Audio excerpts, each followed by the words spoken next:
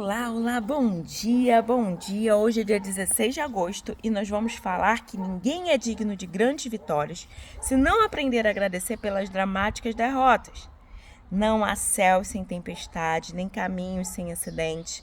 Não tenha medo da vida, não tenha medo mas tenha medo de não vivê-la.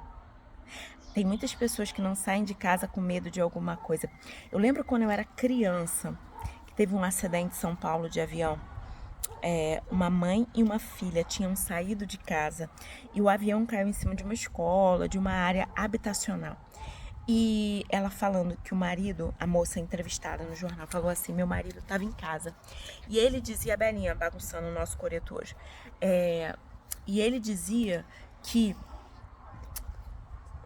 que ele nunca ia andar de avião, porque se ele fosse andar de avião aqui, gente, Belinha, olhem para a Belinha fazendo bagunça aqui.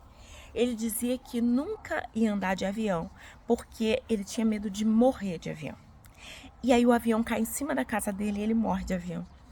E eu fiquei com isso na cabeça, eu era criança, mas eu fiquei assim, eu falei, mas gente, com medo do que me pode acontecer, eu deixo de viver. Mas no caso dele era sobre avião, entendeu?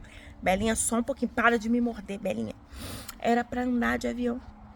E não era pra andar de avião, talvez se ele andasse de avião ele nem ia morrer na primeira, na segunda, não sei.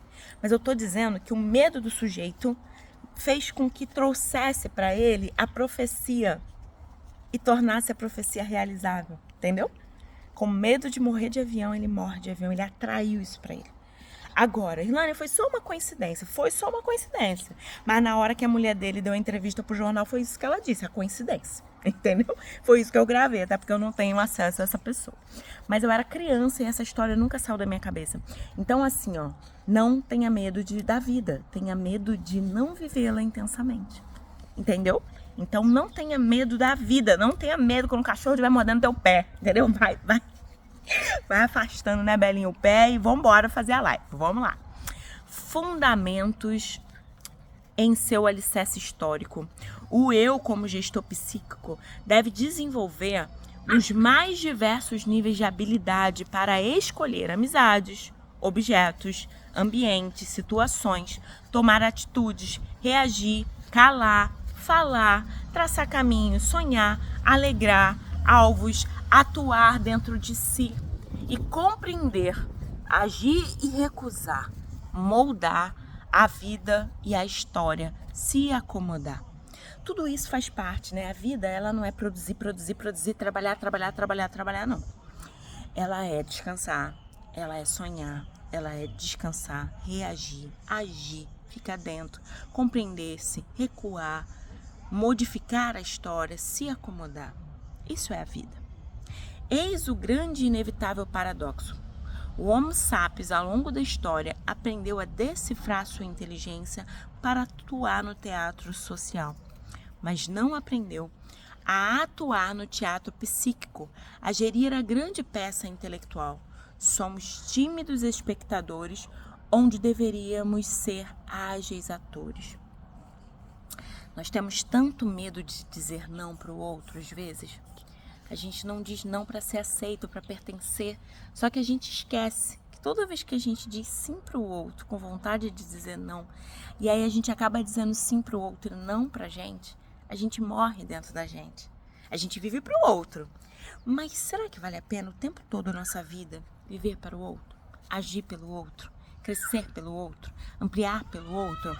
Nós precisamos fazer esse caminho, sim, de desenvolver-se para o outro também, porque viver em sociedade é viver também com o outro. Mas percebe que muitas vezes a gente diz tanto sim para o outro que não sobra nada de nós em nós. E a gente tem que ter a gente dentro da gente, para que a vida ela tenha sentido, significado, valor. Que a gente se ame, que a gente ame o outro, mas que a gente não tenha que abrir mão do outro para viver a gente. Muita gente casa e a partir do casamento vira a morte da pessoa. Porque a pessoa passa a viver o outro. Não, porque eu tenho que fazer ele feliz, porque eu tenho gente, cada um que faça-se feliz e que a gente se encontre para brindar a felicidade. Porque se eu sou vazio de mim, que horas que eu vou ser feliz? Eu vou ser feliz se você estiver feliz. Se você estiver rindo, eu vou estar rindo. Você não tá rindo, você tá rindo. Tem gente que fala pro outro assim, meu Deus, Belinha não pode. Belinha. Gente, Belinha derrubou o telefone. A gente fala assim, você é minha vida. E aí o outro tá triste. Caraca. Eu não sou suficiente. Eu sou a vida dele, olha, ele tá feliz. Peraí, o que eu tenho que fazer pro outro ficar feliz? O que eu tenho que fazer? E nisso, cara, nem o outro é feliz, nem você. É um prisioneiro do outro. E Augusto Cury tá dizendo assim, eu não tenha medo da vida. Tenha medo de não vivê-la. A vida é muito curta para ser pequena, como diz Mário Sérgio Cortella. E a gente precisa fazer esse caminho de viver intensamente, viver e não ter a vergonha de ser feliz, cantar e cantar e cantar a beleza de ser um eterno aprendiz. Eu sei que a vida devia ser bem melhor e será, mas isso não impede que eu decida. É bonita e é bonita. A vida é bonita. A vida é bonita quando eu tô com cachorro, a vida é bonita quando eu tô com criança, a vida é bonita quando eu escuto uma música, a vida é bonita quando eu tô quieta.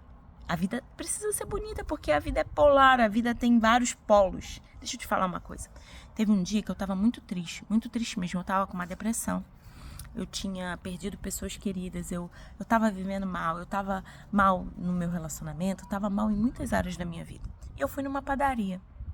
E quando eu tava no caixa, esperando para pagar, tinha um cara tocando um violino na porta. E ele tocava o violino e eu fechei os olhos e eu fui bailando com aquela música. E aí o sorriso veio no meu rosto, porque a música para mim é muito importante, né? E eu fui indo com o som daquele violino. E aí quando eu abri o olho, ele tava me olhando e ele fez assim para mim. E eu fiz assim para ele. Obrigado. Obrigado porque uma música na porta de uma padaria mudou meu dia, trouxe sentido para mim, significado. Olha, as coisas mais caras da vida são aquelas que não têm valor, não tem como comprar. Eu podia dar a gorjeta pro rapaz do violino, eu dei, mas aquilo que ele produziu em mim, através de um violino que ele estava tocando ali para ganhar a vida dele, isso eu não tenho como pagar. Ele mudou o meu estado emocional.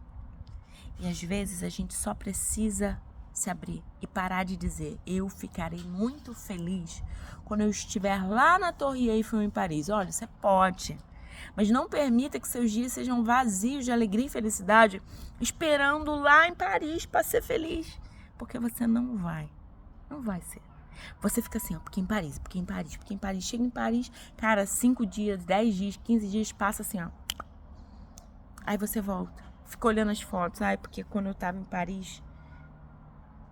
Por que você não é feliz aqui agora? Aonde você tá? Você sabia que tem muita gente que tá em Paris e não é feliz? Como tem muita gente que tá na praia e não é feliz?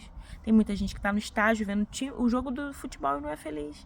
Felicidade é uma questão de habilidade. E a felicidade, ela começa quando você começa a apreciar o belo.